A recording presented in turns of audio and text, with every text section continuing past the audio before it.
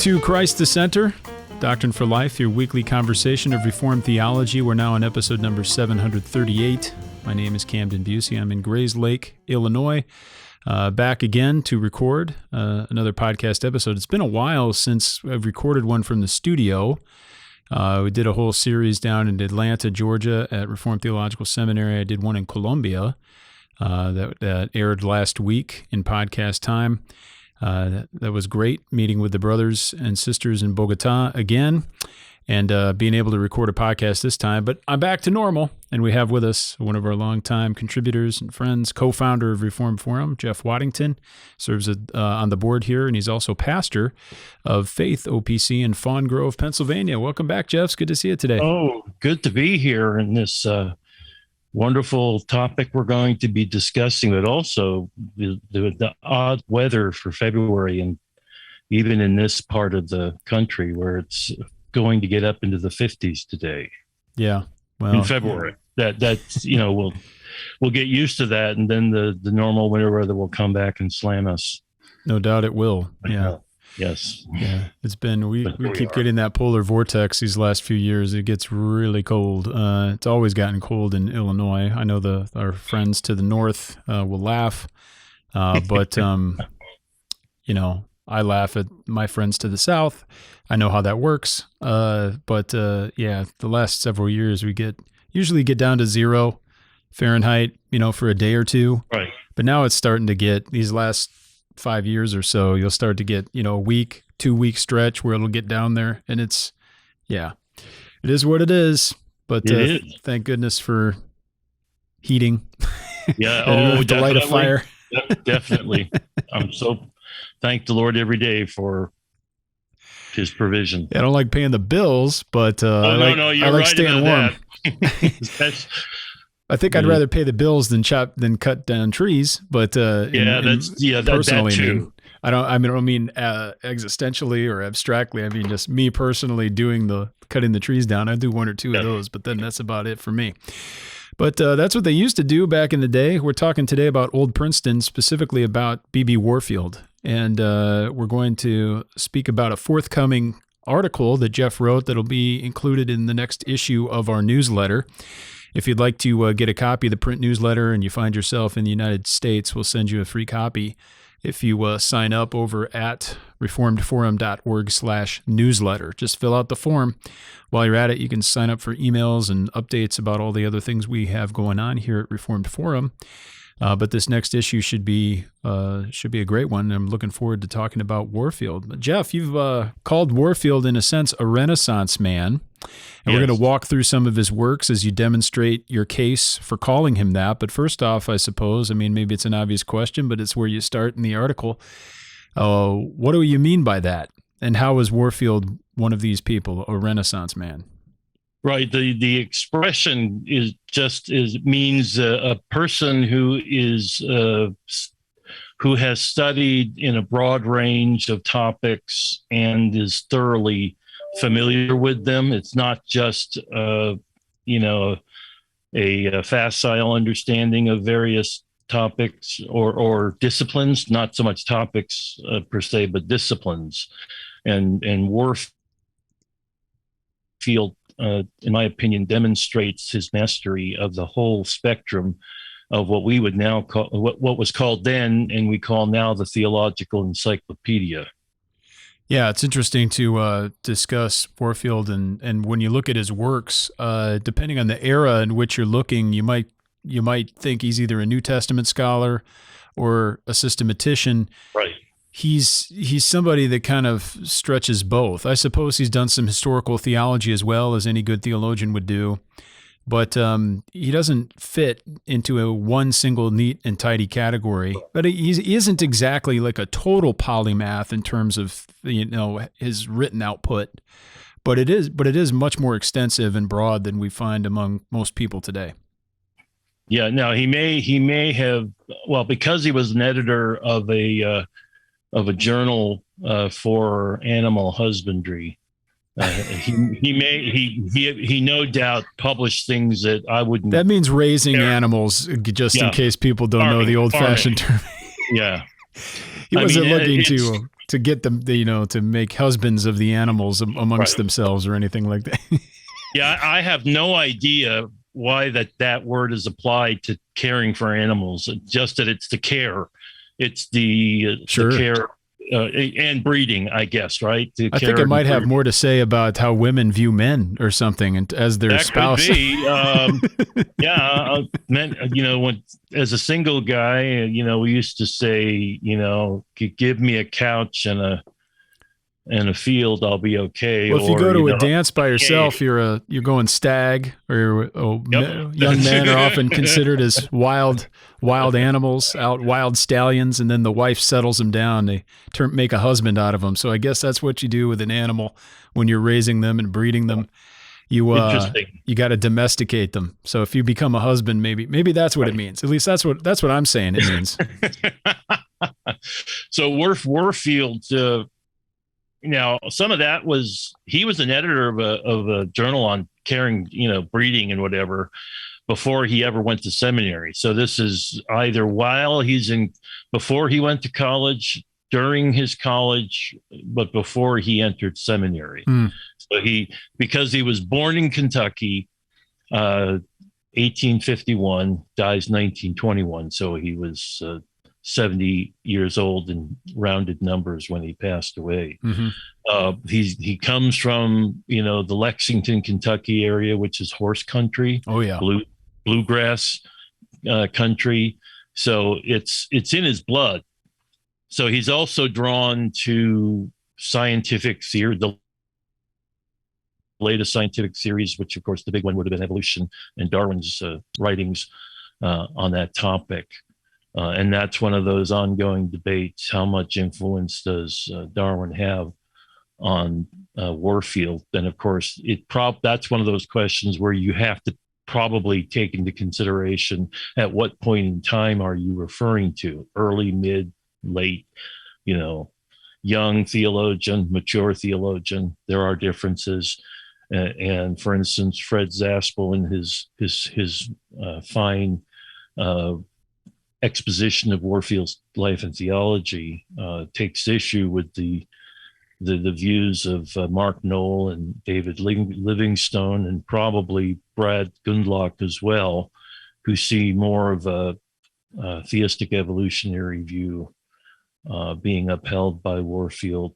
And Zaspel says that early on, yes, but later on that changed. So let's talk a bit about his biography, just to set out the stage for Benjamin Breckinridge Warfield. That middle name is important.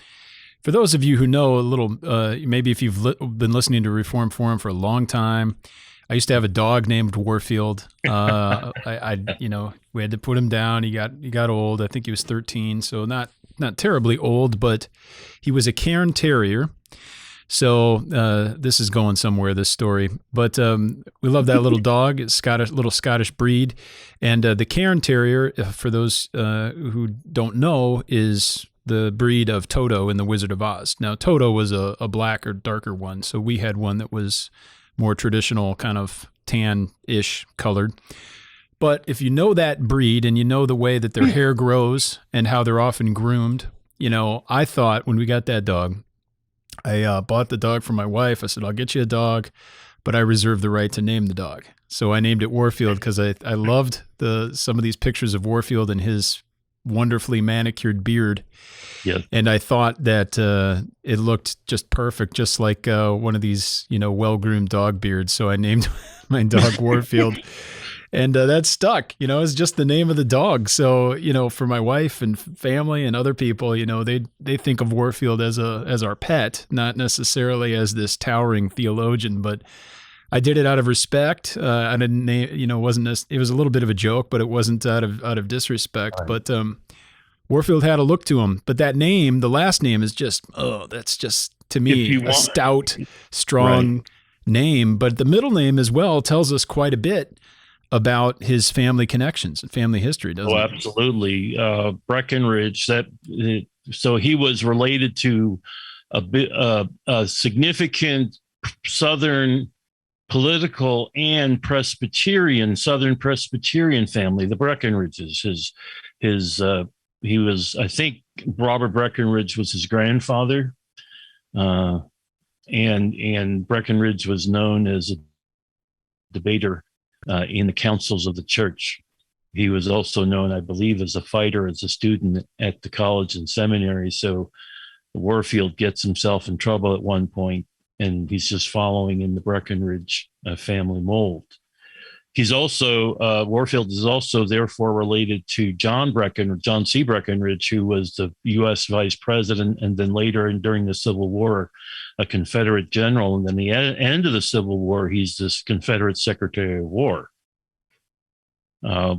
Interestingly, maybe less well known, is that Warfield is related to Wallace Warfield Simpson, the lover and later the wife of Edward VII, who was King of England and then abdicated the throne and the king who quit.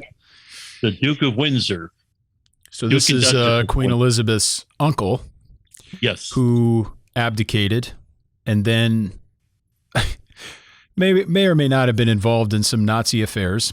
Later on, there's some suspicion of that and suggestions. But this is when that movie, The King's Speech, that is Edward VII's brother and Elizabeth's father, George. Was George the sixth? Because the fifth, George V, who looked like Tsar Nicholas's cousin, was king during World War I. Yeah. So and I think his character appears in The King's Speech. He kind of belittles his son, right? And that may have contributed to the stuttering of King George V. Yeah. But anyway, so Warfield's related to Wallace Warfield Simpson. I had no idea. That was new to me when I read your article. Simpson, Windsor. Okay, by that point, the royal family had changed their name to Windsor because their name was originally Saxe Coburg Gotha, and during World War I, you're fighting the Germans. Yeah, too many Germans. So they changed it to Windsor, named after the castle. So she becomes a Windsor, and therefore Warfield, Benjamin Breckinridge Warfield, is related to her. Therefore, related to the royal family. You think that would give us entree? Therefore, the Queen is Presbyterian. There you go. Is that how that works? That's bad logic, but hey, let's go with it. So the name of that journal that Warfield was the editor of was called the Farmer's Home Journal. So I have no idea how long that journal lasted. It doesn't surprise me, though. Kentucky, that area is wonderful. And then Warfield's experience there and his varied interests. It's interesting that he was in charge of that. Now, depending on, there's another related debate among scholars regarding Warfield, and that is the value of his commitment to the Baconian experimental method in science. And it's tied in, it's related to, although just distinct from the question about the influence of Charles Darwin. So Warfield is, of course, not alone. Many theologians in the 19th century bought into the Baconian method, which is experimental. In other words, you have a hypothesis and you test it. That's the Baconian method, and that was transferred from the natural sciences to philosophy and theology. And so we do see some of that in the theology of Old Princeton. Not everyone. You see it more like perhaps in Charles Hodge and maybe in Warfield. So that's another ongoing debate. That if you're going to be a Warfield scholar, one of those things you need to be familiar with. Absolutely. So Warfield enters Princeton College. At that point, later it becomes Princeton University when Woodrow Wilson is president of the school. Princeton, he enters not as a freshman, I believe as a sophomore. He had advanced standing. So he's already entering into the school with some sort of awareness by others that he's got a good head on his shoulders. He had all of his animal husbandry courses out of the way. Exactly. Exactly. Interestingly enough, at the same time as Warfield is entering Princeton College as a student, Princeton is getting a new president by the name of James McCosh. James McCosh. So you see a situation occurring at this point, which was not unlike the bringing over of John Witherspoon to be president of Princeton, which was then called the College of New Jersey. And you see, when McCosh comes to the States, he's best known as a purveyor of Scottish common sense realism, the particular philosophy that he embraced, and he's a theistic evolutionist. So very often, interestingly enough, John Gerstner, who's known as an Edwards scholar, actually did his PhD dissertation on James McCosh. On McCosh? On McCosh, not on Edwards. But anyway, so that's a little bit of intellectual history in terms of influences on Warfield. Was he ordained after his studies? Right into the PCU? He does eventually go through licensure and ordination in the Presbyterian Church USA, but before the Northern Church. Yes. Mm-hmm. Well, that's a good point. Even though he's on a border state, Kentucky, right? If you're thinking of the Civil War, it's a state that embraced slavery, but didn't go with the Confederacy. It actually was a state with conflicting commitments. Some, the North and the South both raised troops in Kentucky. Interesting. It's a border state. But he was a member of a Northern Presbyterian congregation. And so his involvement in the Presbyterian Church was geared toward the North, even though he's from an area known typically as Southern. So his grandfather, Robert Breckinridge, was involved with the founding of the seminary in Danville, Kentucky, where Robinson taught. Yeah. But anyway, so he does some European studies, then he goes to the seminary, graduates, goes through licensure and ordination, serves as a stated supply. He may have even been called as a pastor, but eventually he gets a call to teach New Testament at what was then called Western Theological Seminary. In Allegheny, Pennsylvania, which I believe is a suburb of, or in the neighborhood of Pittsburgh. What's the history of that? Is it? I mean, there's still a Western there in Pittsburgh. Is it the same institution? Yeah, but it has a different name. I believe it ends up getting absorbed into what is today Pittsburgh Theological Seminary. Oh, sure. I think that's where Mr. Rogers went. It was. Fred Rogers went to Pittsburgh Theological Seminary, and it's also where John Gerstner was on the faculty for many years. The lone conservative Presbyterian.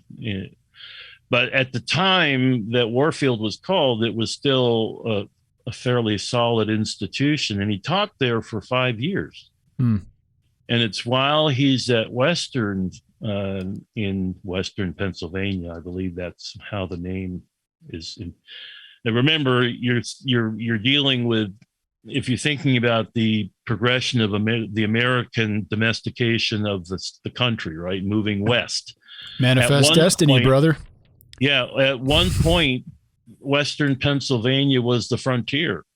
Yeah, it always confused me why Northwestern University in Evanston, Illinois is called Northwestern. Well, if you look at when it was founded, it makes total sense. The Northwest Ordinance, right? The Northwest Ordinance in the United States history has nothing to do with Washington State or Oregon. It has to do with what we now call Ohio and western parts of New York, for the most part.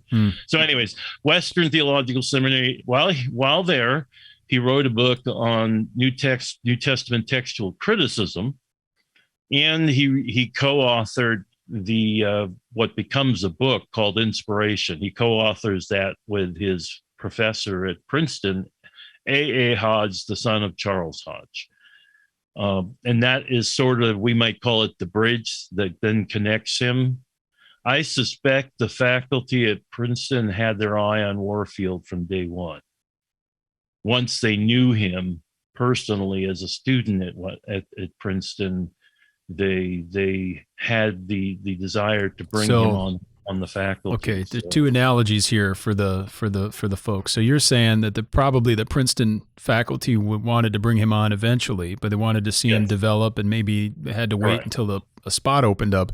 So they treated they were viewing Western as what people might view the NBA to the G League. Yes, or another analogy, they, in international soccer, you've got a young guy, you sign him to a contract, but then you loan him. You don't release the contract, but you loan him to a lesser club, maybe in a different country, so that the person gets playing time and starts to develop. So is he he's like working out the young scholar kinks at Western, maybe with whether he knows it or not, other people have an eye on him for Princeton? Right. I've not read anything that suggests that he was aware of this. Yeah. But it wouldn't surprise me because he has ongoing letter writing with his former professors at Princeton. So there's correspondence going on. It reminds me of the situation with Voss, right, who would later become a fellow faculty member and personal friend. And he was in Grand Rapids early on, right? Teaching. Princeton may have been thinking the same thing with what is now Calvin University and Calvin Seminary. But it was a good training ground for Voss. And then Voss comes along, gets called, about 10 years, I think. So Warfield is called to Princeton in the late 1880s. And Voss comes along about 10 years later, 98, I think, thereabouts. And so there's that similarity of an ongoing letter writing relationship with a mentor, right? In Voss's case, I think it was, who was it? William Henry Green, who, interestingly enough, was an Old Testament professor. Old Testament. Right. Not as opposed to William Brenton Green, the apologist. Right, who was the apologist. It's interesting. And his retirement led to the eventual, election of Machen to that chair, which precipitated all sorts of other events. That's entirely. And when he got turned down, it was Van Til who filled in. Yes. And then Van Til was actually offered the chair of apologetics at Princeton, and then because of all that was going on, he turned it down. Right. Little known fact that some people aren't aware of, because that he had the offer of the job at Princeton had he wanted to take it. So Warfield, of course, is that bridge generation, right? Between say the Charles Hodge, who's a second generation professor. So Warfield is the third or fourth generation. Voss is, we might say fifth, and Machen is sixth generation, and that's when some of what we begin to see happening in the scholarly world of Warfield and Voss becomes a real problem in the life of Machen. But we see it already. The influence of the German university system on American academic education in general. The Americans had the option, I suppose, and this is not in the article, but it's related. They had the option of adopting the British academic university model or the German, and they went for the German because the German was considered to be the scientific, the premier scientific way of doing things, and the PhD system. How does that differ from is that the American model we know now? Well, the American model that we know now probably has evolved, but it was definitely the German system. Got it. Now, this largely has to do with, are you taking structured courses and producing work leading up, or do you, when you matriculate, you basically start on your dissertation or your thesis right away? I think in the German model, in the British model, it's definitely no coursework. Right. For the PhD. You can piece your own together if you want, but it's not a requirement necessary. Now, so it's purely a research, what we would call a research PhD. Mm-hmm.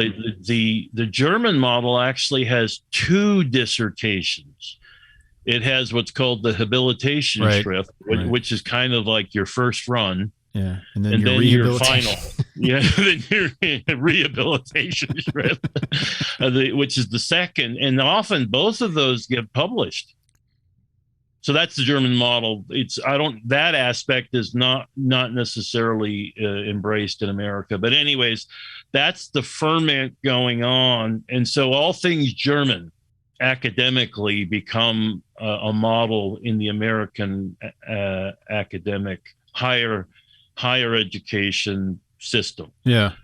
That brings, in the theological world, in the philosophical world, that brings with it the influence of say a Kant or a Hegel, mm-hmm. and their acolytes.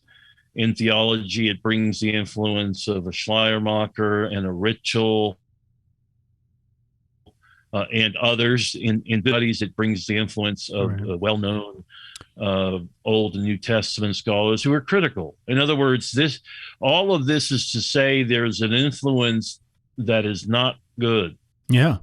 There are some things that are helpful, but there are many things, the philosophical influence, etc., that Warfield will find himself battling.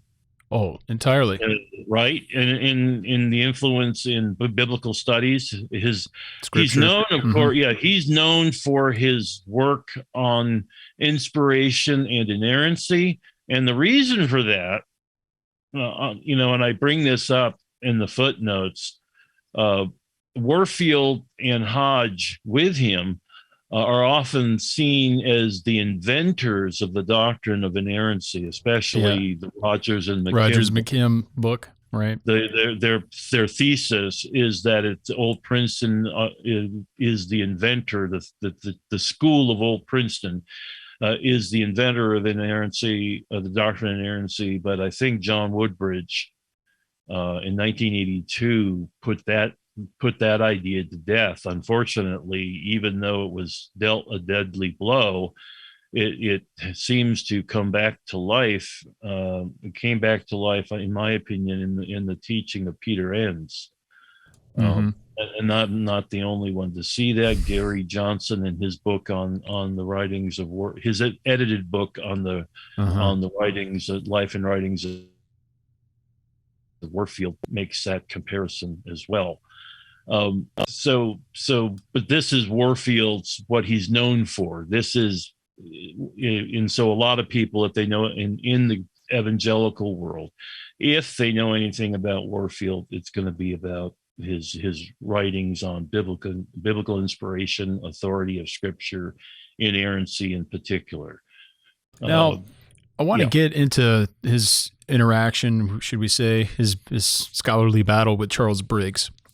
Before that, I want to pick up on something you commented on, because it's been kind of I'm mostly asking for help of you, but also of any listeners who may be able to point me in the right direction. But it's kind of this interesting issue about intellectual influence. And you spoke of scholarly generations of Old Princeton, and then Machen was like the 6th generation. But it's interesting to count that, because let me give an example. It's not as simple. When I'm trying to think of what generation somebody is, and this is largely pertaining to my work as OP historian, because we speak of the first generation, the second generation. Yes. It's not cut and dry as it is with physical generation, because you have a parent, and then roughly every 20, 25 years, sociologists, anthropologists, whatever, might categorize generations just strictly by years. But let's take a figure like Dr. Gaffin at Westminster, who began teaching in the late 60s, if I'm not mistaken. So you can have people who went to seminary in the late 60s who are one step removed from Gaffin, having learned from him in class, but a figure like me who took his last full course he ever taught on Acts and Paul in 2011, 2010. It's in that ballpark. I'm getting old and forgetting my dates. But, there might be 3 generations between the first set of students and myself, maybe. Right. But when you look at the influence, I sat undergaff in the classroom. So there are different ways to count this. So I'm curious if church historians, or perhaps more specifically, historical theologians, have a way of understanding this, if anyone's discussed a taxonomy, because you can have different generations in a sense. I'm not a first generation Van Til student, but I'm basically second generation student, third generation if you count Van Til the first. You know what I mean? So you can count that in odd ways, and then you could extend the metaphor perhaps to your primary sources, like who are you reading the most? So that might even change things all the more. Isn't this similar to that game that my daughter's taught me about? The Kevin Bacon game? Is that what they call it? 6 steps removed or 5 steps? Yeah. Well, there's that. Yeah, just 6 degrees. But that's it. 6 degrees of separation. Yes, but the running joke is that Kevin Bacon has been in so many movies with different people. There were years ago, like 15 years ago, there was even a website that you could type in any actor on IMDb, and it would tell you how many steps from Kevin Bacon they were. And you could not find. I remember that. You basically couldn't find hardly anyone that had an IMDb credit, like a legit credit, just that was more than 5 or 6 degrees from Kevin Bacon. I don't know if he's. I would love to know who is the most connected person now. If Kevin Bacon is not that person, and I presume he's not now, I would love to know if anybody knows who's the most connected, most centrally connected IMDb person. Okay, this is getting way off topic, but I would love to know that too in terms of scholarly references. Google Scholar for a while was doing a lot of this, where they were running artificial intelligence on footnotes in published books and articles. And it's if you can do that, if a computer could read and then correctly identify the book source in a footnote, which I don't know how to do that, but I mean, as a former programmer, it doesn't sound terribly difficult for someone like Google to figure out how to do that.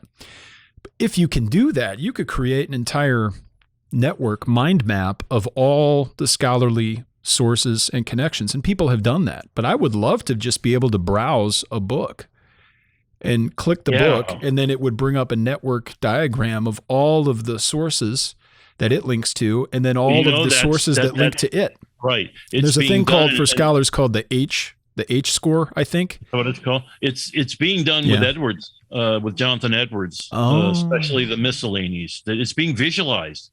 Yes. It almost looks like a brain scan. Because then you can see Edwards would be an enormous node on that network. Yeah, and so a figure like Bart also would be. Kant would be massive. You're looking at, you're getting into. And it's also being done. You mentioned Google. I was thinking there's another. It's being done. Of course, academia.edu has a similar. Yeah, and so you can now. Admittedly, it uses. I don't know if it's sophisticated enough to handle concepts or a combination of concepts. Maybe it is. Mm-hmm. Does Boolean logic enter into here? The if, then, or fuzzy logic? Oh, well, can it expand? Are we beyond that at this point? Oh, very, very far beyond that. Okay, yeah. See, yes. I think I'm aware of the work that's being done, but how, what is the computer, the algorithms that are being used to do it? They're probably well beyond anything that I've. But yes, you've got the question is, what is an influence and who is an influence? Those things, because an influence is an article you read. A book you've read, exactly. A book you've reviewed, right? So how do you define influence? Right? Is it? I can say Warfield, not only those who come before him, but Bavinck and Kuyper are in his world. And I mentioned the fact that they all died around 1921 as an interest. It's a loss to the Reformed world, right? Mm-hmm. We're even now still evaluating, translating the works of these giants of 100 years ago, right? Including Precisely. Warfield.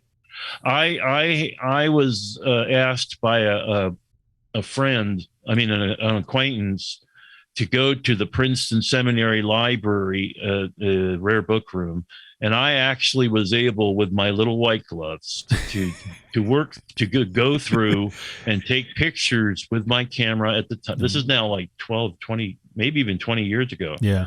And I took pictures of the Warfield scrapbooks because we were looking for two things. One would be shorter writings that had not actually been included in this, and I came to the conclusion that what was of value had been selected. What was left were ephemeral. In other words, things that were of interest back in his day, but as of yet have not become of interest to us. It's just the way it is. That happens, right? Some things are of enduring value, some things are of value in the day, but not necessarily of enduring value. But what I found, it was interesting to be able to actually look at his personal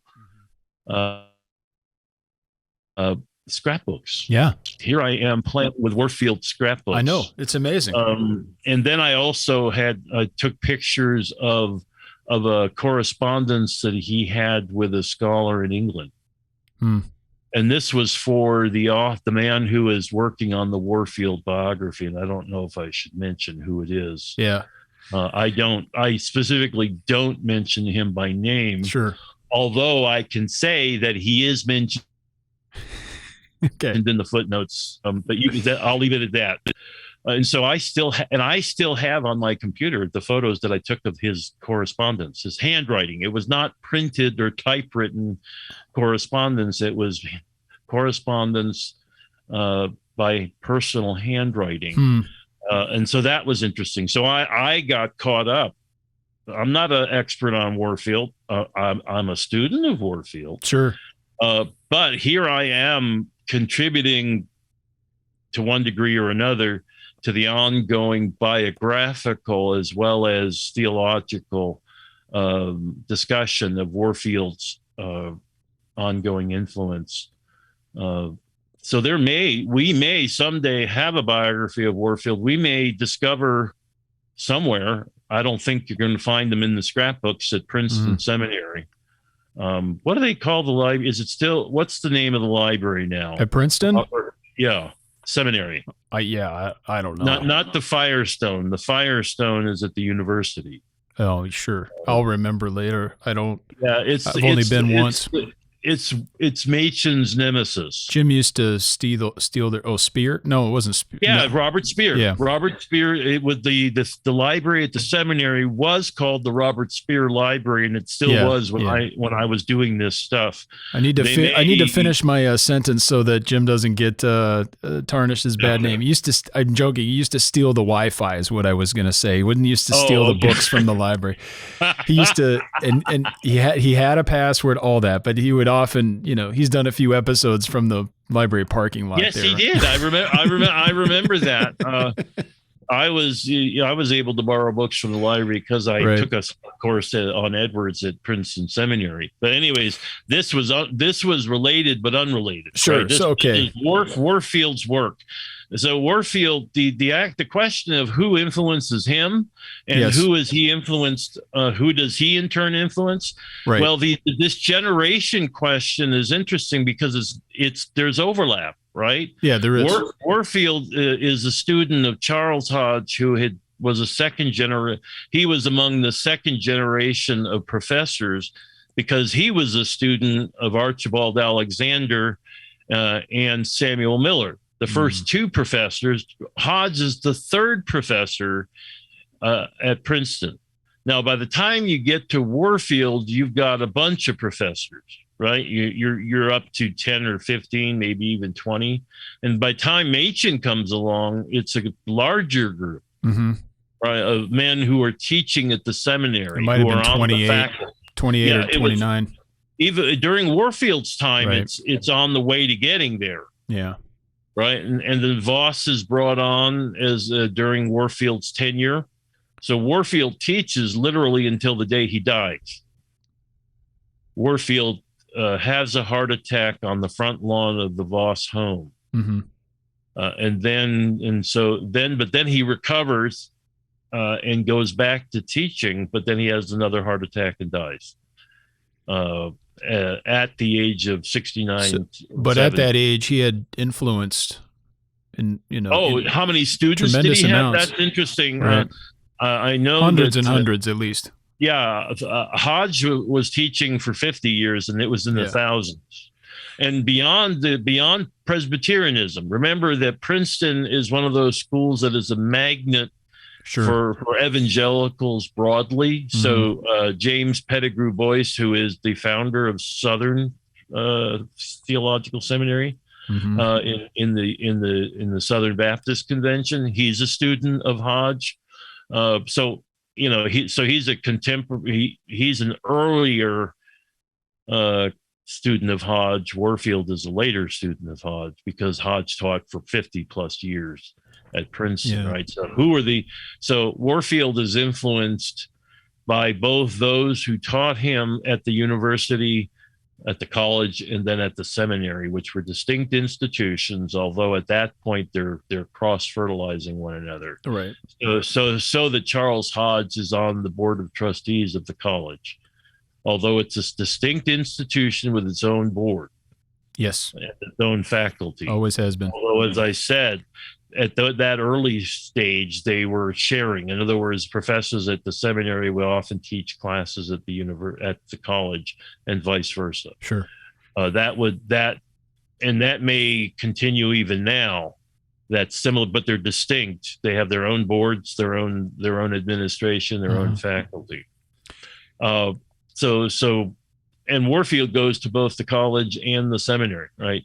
So he's got both, however whatever. So that, and he's a student of Hodge.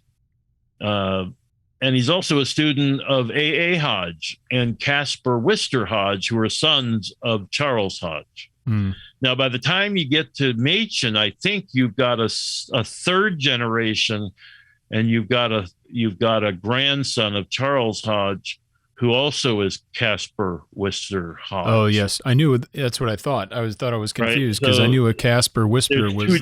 There's two Caspar Wister Hodges. Okay. There's the son of Charles, and then I think there's the grandson of Charles. Sure. And he was the one that Machen consulted with when Machen was deliberating whether to take the chair of apologetics. Obviously, he never got it because it wasn't confirmed at General Assembly. Because the president that's a whole interesting story. Against him. And Warfield fits into that because, as you may remember, Machen, who writes regularly to his mother, makes the comment at the funeral of Warfield that when his body is carried out of the chapel, Old Princeton goes with him. That was 5 years earlier. Yeah, I mean, that's an interesting comment to make. Mm-hmm. And I think it's almost prescient. I'm going to change that to it. It was absolutely spot on. It was. I wonder if I suspect Machen meant that, but I suspect that the implication wasn't as much that New Princeton was modernist or liberal, although it was something else. But I think after the reorganization of the board in 29, which would have been 8 years following Warfield's death, I think that statement to his mother takes on a different life. Not one that's contrary to the original intent, but my suspicion is that it grew. Yeah, it's an expansion. It's and as well as I that actually the life of classical liberalism at Princeton is actually short-lived. It very quickly becomes the haven of neo-orthodoxy. Mm. Right, Bardianism becomes more of a influence at Princeton than did classical liberalism. Absolutely. Liberalism has a heyday for a very short while at Princeton, and even today, you go to Princeton, and there's a plethora of views that are taught. Mm-hmm. You know, my professor for the Edwards PhD seminar often would complain about one of his colleagues, because the colleague was a Barthian and actually was an expert in Barth. Uh-huh. And my professor was not a Barthian. Yeah. And the academic dean made these two men co-teach a course on the Introduction to Systematic Theology. It's very dialectical. And it was, because one week you would have Barth's view or this scholar's view of Barth, and if I gave the name, many would know who he was. And then there is my professor, who's not a Barthian, and so they would be conflicting with each other. And on top of that, you have within the Barthians, you have a conflict between this man who co-taught a course with my professor who taught the Edwards course. You have him in conflict with another scholar who is a Barthian. Mm-hmm. So it's interesting what happens. Earlier in the days of Old Princeton, I think you had variety, but you had confessional continuity among the various professors, just as you did at Westminster, right? Yeah, entirely. With the original founding faculty had their differences, but they were cohesive in a way that Princeton could never claim to be now, right? I mean, it's Princeton Theological Seminary, which is an august institution with lots of money, I suppose, and lots of property. Mm-hmm. Although compared to Harvard, it's not. But so it's interesting to see the dynamics at work. So there's a painting of Warfield, just as there is of Hodge, on the walls at the Robert Speer Library. But basically, they're put in a room staring at each other. And have little ongoing influence to the current faculty and students, unless you're into Old Princeton. Sure. Then like my friend Paul Kios Helseth, who would travel from his school, which is Northeastern. I think it's now a university, but I think it may still be called the college. It's the college in Minnesota that Billy Graham was president of at one time. So Paul is a scholar of Old Princeton. So he treks back to Princeton to do work in the Speer Library, and he used to stay at the Charles Erdman Hall, or whatever they would call it, where guest scholars could come and stay while they did their research. If you know anything, you know that Erdman was not only was Speer, but Erdman was a nemesis of Machen. Mm-hmm. Let's talk a bit about Briggs. Speaking of nemesis, there you go. Yeah, I mean, he's kind of we have Briggs as a huge figure in the Presbyterian Church. Yeah, right. He's an Old Testament scholar, but he also publishes on the Westminster Confession. So there was an attempt to have a journal that was edited by the faculties of both Princeton and Union. That lasted for maybe a year or two, and that was was it A. Hodge or Casper Wister? I forget who was the Princeton editor, and Briggs was the Union editor. At this point, Union is a Presbyterian seminary, more new school. It's not an old school seminary at all, although it had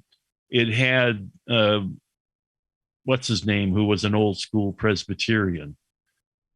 Shedd.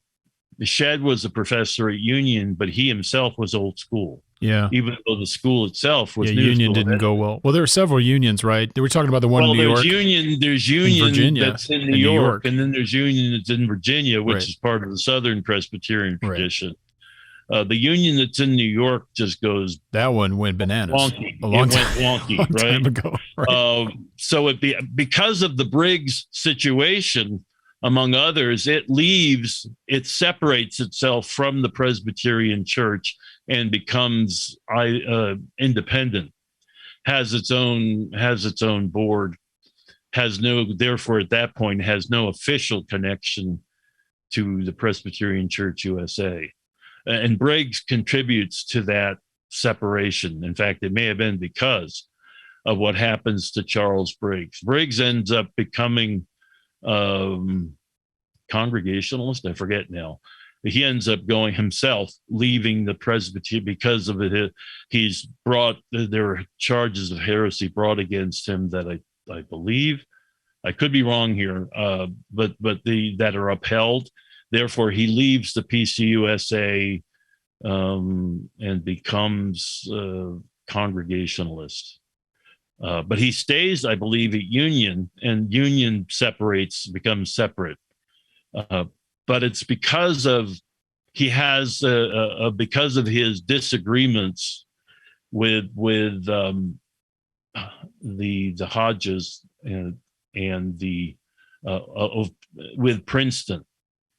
And Warfield is in the middle of all this. If you're looking at the ecclesiastical battles that occur. There's a really interesting account of this whole Briggs affair in Letcher's book. Letcher is kind of a new schooler. He's somewhat conservative himself, but he's not favorable towards Machen's party, so to speak. Right. But he records the history. Letcher eventually taught church history at Princeton Seminary. Right. And the book, I think, was published in 1954, thereabouts, at least one of the editions. Yeah, you mean the Broadening Church? Yeah, the Broadening Church. Or a Broadening Church. He also wrote a book that I make reference to on the founding of Old Princeton. With Archibald Alexander and the founding of Princeton. Wow. So he's actually now there's a father and a son. So I don't want to. I think among the Letchers, with the same name. But anyways, the Leffert Letcher has both this book on Archibald Alexander and the founding of Princeton, but then he writes the book on the Broadening Church. Yeah. And it's that idea that, of course, leads to the founding of Westminster and the founding of the OPC. It's that movement that is occurring within the PCUSA that is a problem, and it's there. It's in its earlier phases in the life of Warfield, but Warfield is battling it as well. So Machen becomes a child, if you will, of Warfield, directly or indirectly. They certainly, as Machen said, when they carried the body of Warfield out of the chapel at his funeral, Old Princeton went with him. He may have said more than he knew, but he was seeing the earlier phases of what became the fundamentalist modernist controversy. Sure. So certainly Warfield and A.A. Hodge write this two-part series on inspiration that becomes a book that then contributes to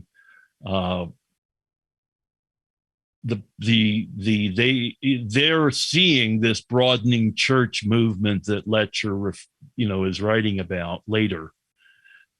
They see the earlier phases of it and they try to fight against it. In earthly human terms, they are not successful. Right? It is not a success. But I would say in spiritual terms, they gave birth to many children who were and are faithful to the gospel and a biblical understanding of the church. And it is interesting that Warfield, while perhaps unsuccessful in an institutional sense with regard to Princeton and with regard to the PCUSA. He is in our bloodstream, say here in the OPC and in the PCA. Yeah, certainly. Warfield is one of our grandparents, if you will. If you think of Machen as the father of the OPC, then Warfield is a grandfather. That's right? a good analogy. And Charles Hodge would be a great grandfather. Mm-hmm. Right. And so, and the influence, and of course, we haven't even really talked about the old school, new school split, right? That Princeton is an old school institution, although it was not in favor of the split. It stands with the old school side of the old school, new school split. And Breckenridge, of course, is one of the quote unquote hotheads in the old school movement. Yeah. There's an interesting book on that. I forget the guy's name. You have this, but it's the history of the Presbyterian Church in the Federal Union, 1861 to 69. Yeah, right. I have that, and it's all it's in the air, right? Because you're also dealing with political issues in the country. Yeah. So Warfield is in that whole, whirlpool or whatever you want to call it. Milieu.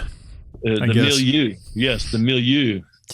And Warfield, as I try to demonstrate in this article, has interests in many areas, both what we would say secular, but all the ones I'm looking at and the ones that are well known are the theological. But even so, he's interested in New Testament, Old Testament originally.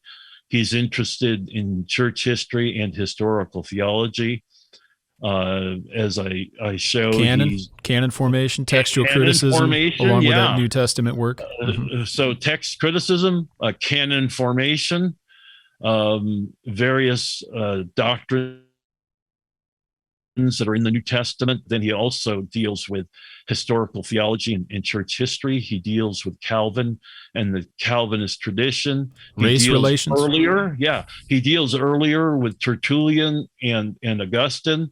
He even, has popular articles on race relations, and he also writes on the Westminster Assembly. Right, so he's got a volume that he has two volumes in his Oxford, what I call Oxford, but currently are published, or the last time they were reprinted, it was Baker. Two of those volumes are devoted to what he calls perfectionism, but he's dealing with the German as well as the American forms of what are traditionally called Methodism.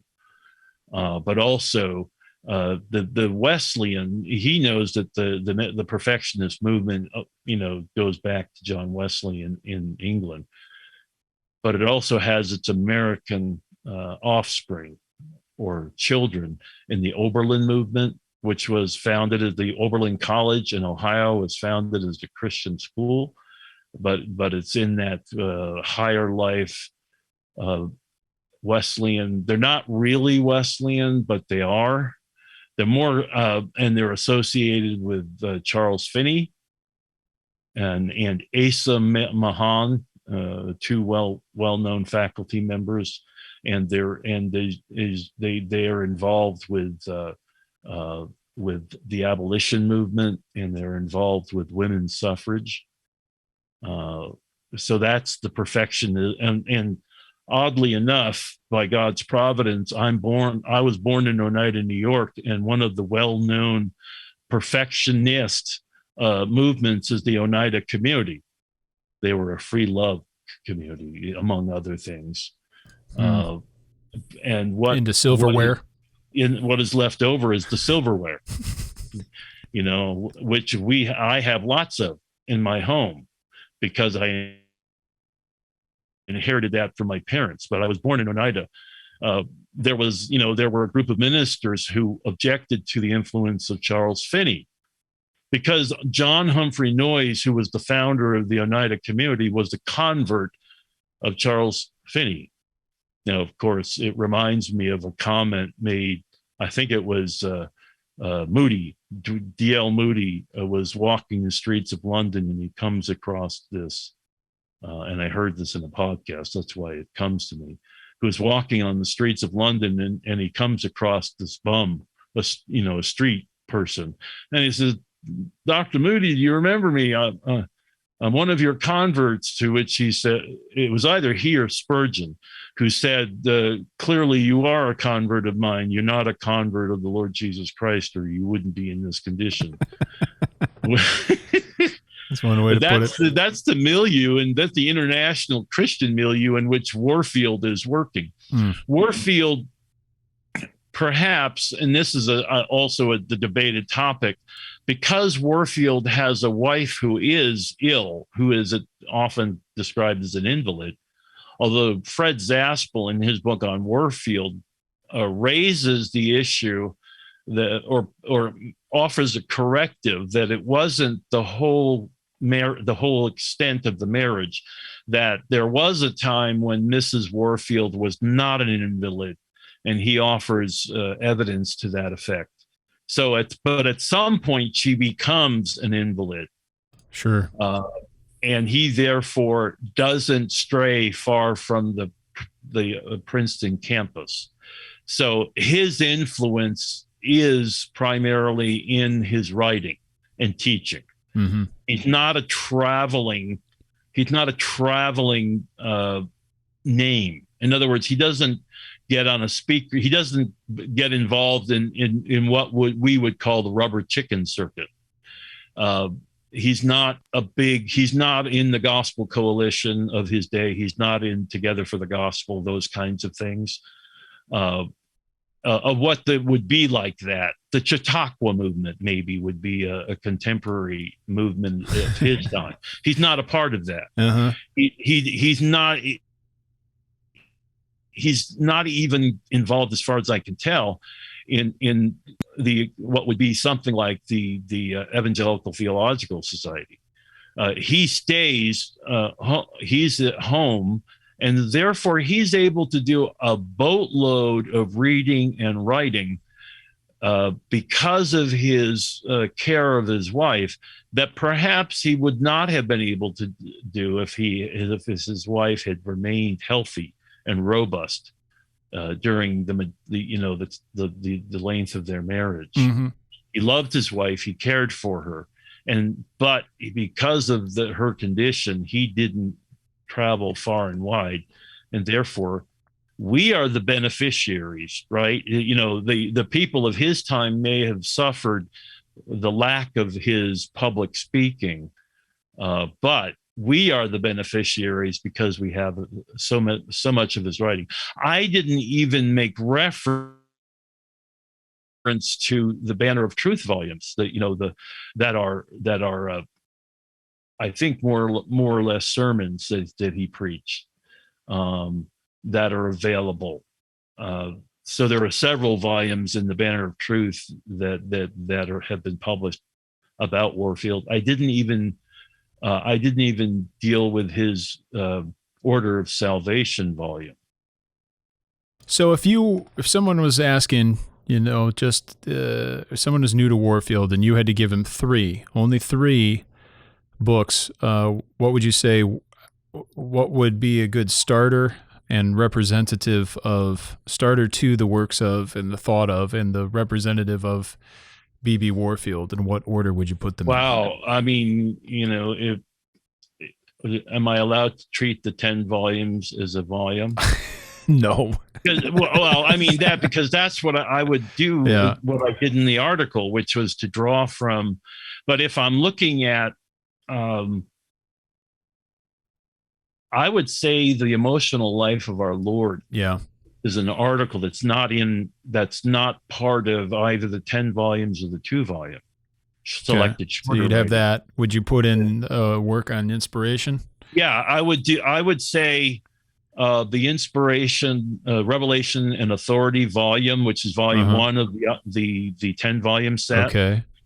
Good. Or it's also available when the Oxford edition went out of print, P&R took what it thought were the 5 seminal volumes and republished them. So when you see like the Inspiration and Authority volume that P&R published of Warfield, that's almost a duplication of the first volume of the 10 volume set, although there's some differences. So there are some things that are in the P&R volume that are not in the Oxford volume, and there are things in the Oxford volume that are not in the P&R volume, which means if you're a real Warfield devotee, you get both. For sure.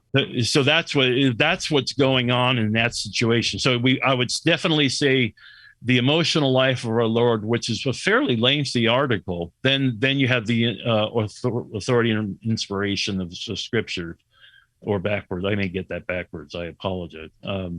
And so a third volume. Wow. Okay. Yeah, the Plan of Salvation for an intro might be. Plan of Salvation would be a good one if you're wanting to, because he offers such a helpful schematic of how to understand the various approaches of the Christian traditions to the question of how does God save. I also like his Religious Life of Theological Students, which is a little pamphlet, but that's helpful as good devotional reading and that's I believe in the selected. It's also available in the selected shorter writings, but it is a standalone pamphlet as well.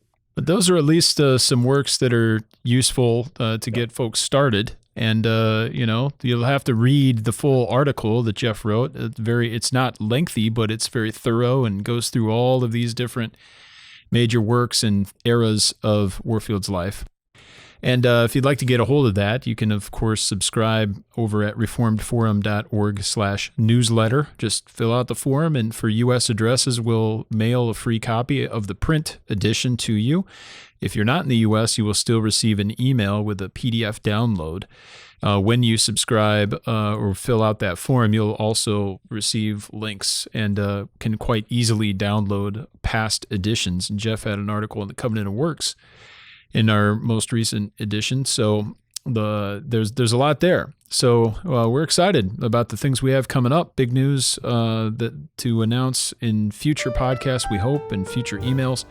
But if you'd like to get in touch with us, you can do so by sending us a note at mail@reformedforum.org. You can hit us up on Twitter, give us a call, whatever works for you. And if you're going to be at the Greenville conference first week of March, I think, maybe second week, in Greenville, South Carolina, should be at Woodruff Road PCA, if I'm not mistaken. Would love to catch up with you there. We'll be there and have a table. We look forward to it. Sure. Yeah, it's going to be great. But I do want to thank everybody for listening. We hope you join us again next time on Christ the Center.